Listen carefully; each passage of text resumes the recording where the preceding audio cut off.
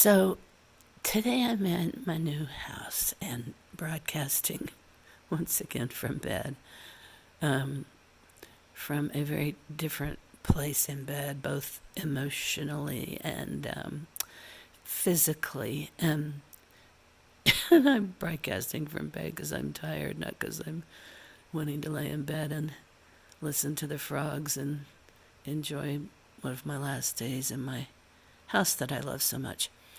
Um, so I'm going to try not to whine because whining never helps, but I'm trying to understand how I ended up in a place that just is not me. Like, it's not my house. I've always lived places that were me. Like, somehow I've had the best home karma.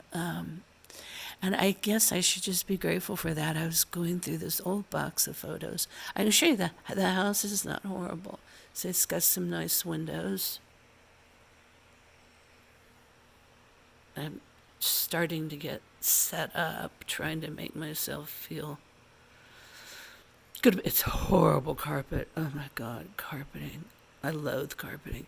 Anyway, it's not the house, it's the neighborhood, and I'll get to that. But anyway, yesterday I came across a box of old photos and started going through them and just thought of all the wonderful places I've lived.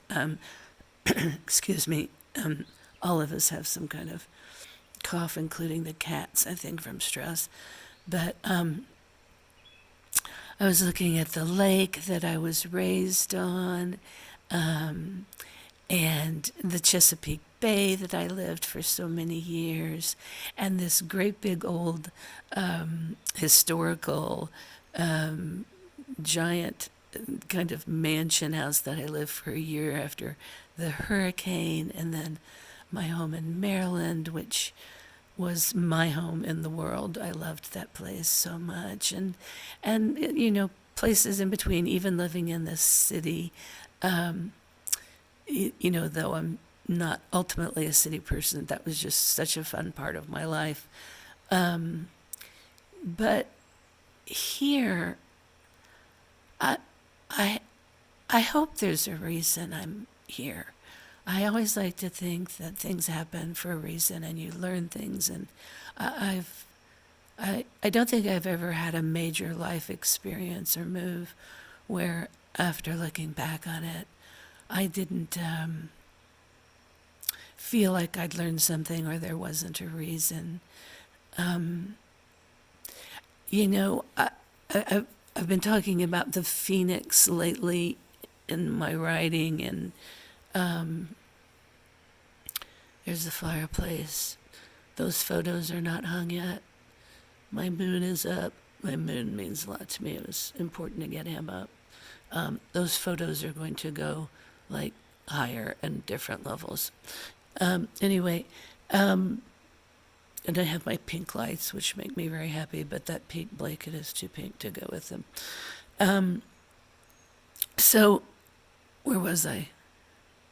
Learning things. The phoenix. I think, when you're in the phoenix part of meltdown and fire and the ashes, it feels so horrible that it doesn't feel like you're going to come up again. And that's kind of where I am now.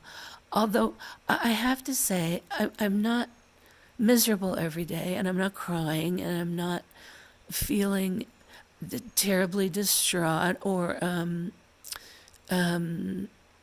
hopeless. I'm just confused and not and feeling displaced. I'm hoping that I'm not kind of dissociated. That worries me because that's kind of my coping mechanism. Some people get mad, some people get depressed. I get a little bit dissociated where I just disconnect. I hope that's not what I'm doing. And that it's all going to come rushing home to me one day that I'm somewhere I don't want to be.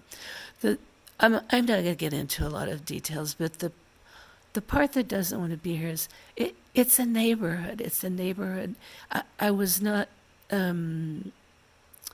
Let me choose the right words. I did not gain the right impression from where I was moving to from let's just say I didn't get the right impression.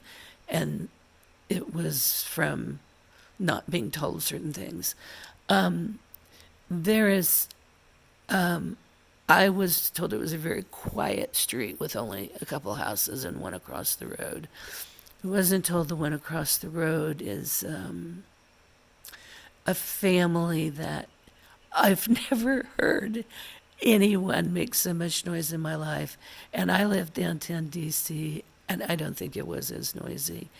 They are in a constant state of noise. They shoot off bottle rockets. They have various motor vehicles like four-wheelers, I think a dirt bike. They're over there working on cars that sound like stock cars. They explode things that sound like bombs.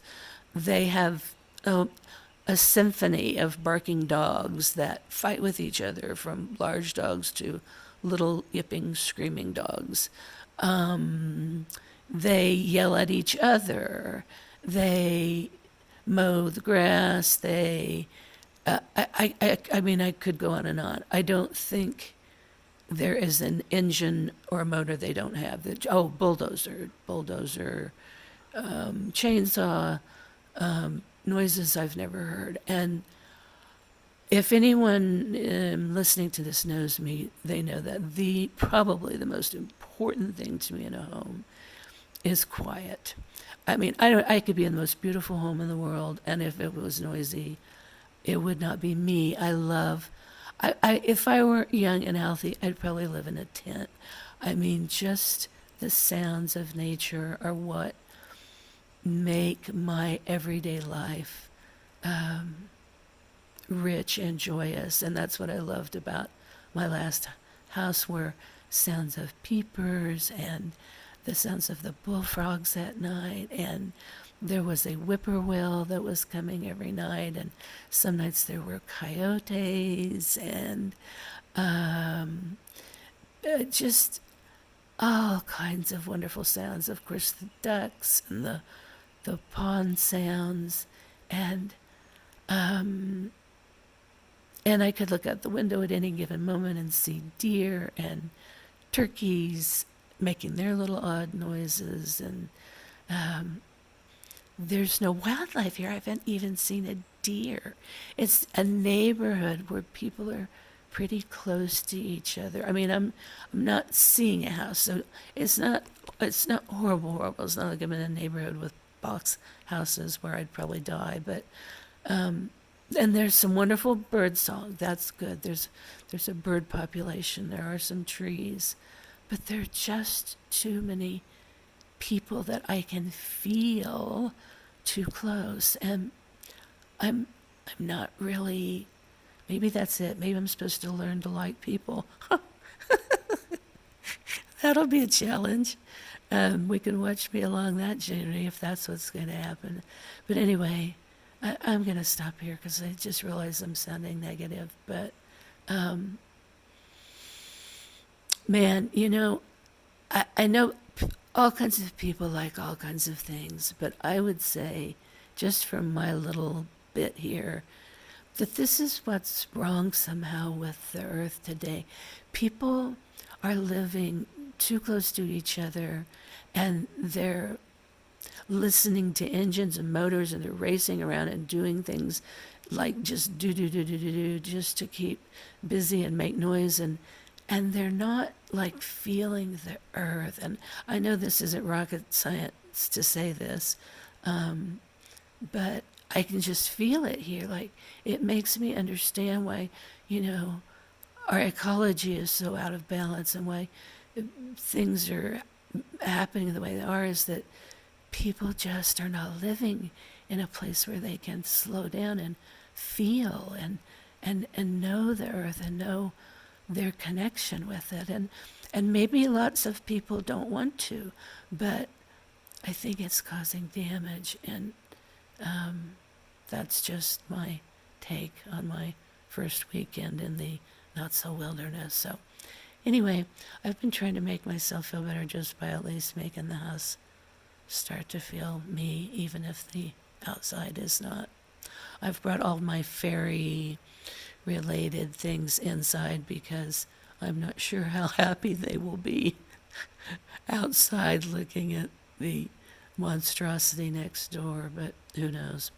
Okay, hope wherever you are, you're having a happier experience this Sunday morning. Bye.